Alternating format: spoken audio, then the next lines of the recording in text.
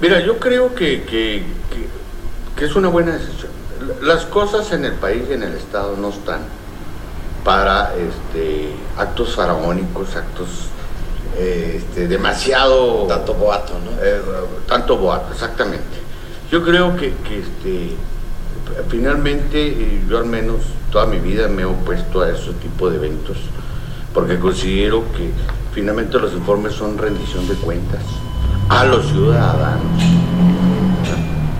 donde se les informa simple y sencillamente qué es lo que se ha hecho y qué es lo que se propone hacer en el año siguiente o en el periodo siguiente.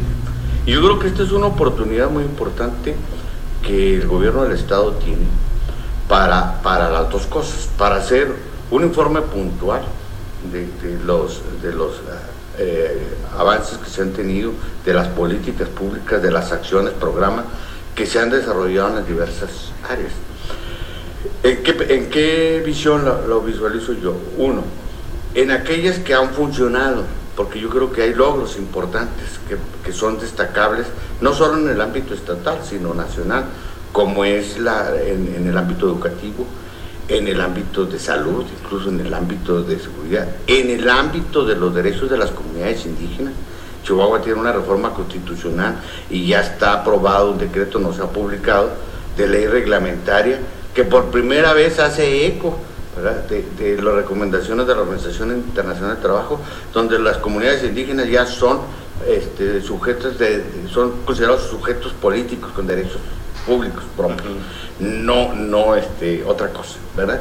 Y se reconoce su derecho a autodeterminación, a sus usos y costumbres, a su cultura, y sobre todo a que no se puede implementar ninguna política pública de cualquier nivel que sea sin consulta previa e informada en las comunidades. Por ejemplo, esas cosas me parece que son de la mayor relevancia, de la mayor trascendencia, o en los espacios educativos que se han creado, los esfuerzos que se están haciendo por generar, detonar el desarrollo regional. Yo creo que esas son rutas correctas que hay que seguir impulsando y que hay que seguir operando, y corregir las que no son correctas.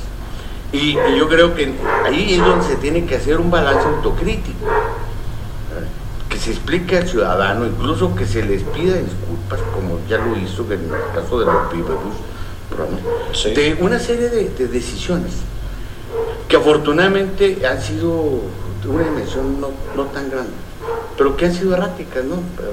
Desde mi punto de vista, al menos, ¿verdad? Como algunas obras que pudieron haberse programado en otro escenario, en otro momento, y otra explicación. Pero lo más importante para mí es que, y creo que ese es un foro adecuado para hacerlo, es definir cuál va a ser el rumbo del gobierno en la segunda mitad de esta administración, porque vamos a la mitad, efectivamente. ¿Qué es lo que se va a consolidar? No se puede abandonar, se tiene que consolidar de lo que se ha establecido, qué es lo que se va a corregir y qué es lo que viene. Yo en el entorno nacional, estatal e incluso internacional, el que se está dando, que se vive en estos momentos, yo considero que la prioridad fundamental en estos momentos es la generación de empleos. Impulsar el crecimiento de la economía, impulsar el desarrollo social, no en un esquema asistencialista, sino en un esquema efectivamente donde esto no se vean como favores o concesiones o, ¿cómo se dice?, dádivas o prebendas a los ciudadanos, sino en la corresponsabilidad plena de el uso y usufructo de los derechos públicos, sociales, que los chihuahuenses y todos los mexicanos tenemos. Yo creo que si esto, Luis Javier, se capta, se entiende. Mira, y lo he dicho en privado y lo voy a decir públicamente, y yo creo que César Duarte pudo haber pasado a la historia como el primero que impulsó un pacto social del tamaño y de la envergadura, o al menos muy similar al que se impulsó por Peña Nieto con el Pacto por México, porque yo conocí el proyecto original de lo que era Chihuahua Vive y nada tenía que ver con lo que se hizo después. No era un proyecto asistencialista, no era un programa similar a Manos a la Obra o algo así de esos que muchos... O de oportunidades que están en el eje asistencialista. Era una propuesta de pacto social sobre 4 ejes fundamentales: el de la seguridad, el de la educación, el del desarrollo y bienestar, y el de justamente el de respeto, ¿verdad?, a los derechos de los ciudadanos.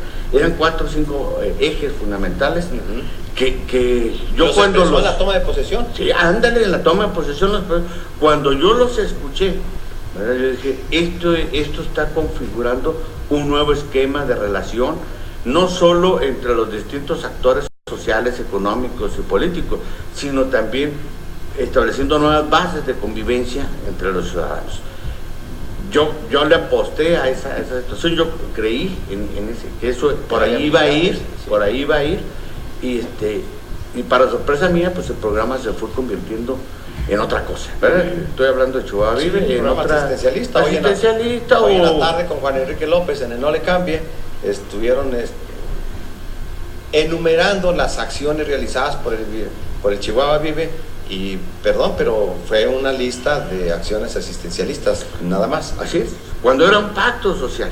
Y si eso se hubiera sostenido, Chihuahua estaría en otras condiciones, ¿verdad? Y más, repito, se hubiera anticipado incluso, hubiera sido un referente nacional de cómo permear un pacto político que yo he insistido, el de México, Pacto por México, está a nivel de cúpulas partidistas, no ha permeado socialmente. Bueno, si se hubiera instrumentado, hubiera sido a la inversa, porque yo lo vi como un acuerdo social para atender las necesidades urgentes del Estado en rubros muy específicos, y sobre esa plataforma decir, vamos a impulsar incluso un crecimiento económico distinto.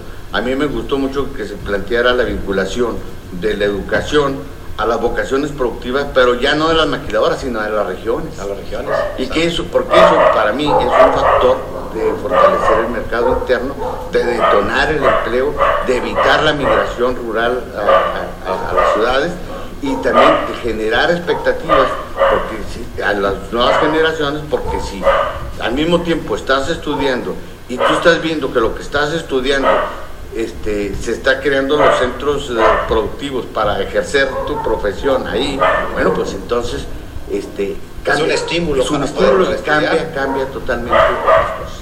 Yo creo que esas son las rutas, esas son las cosas que hay que retomar,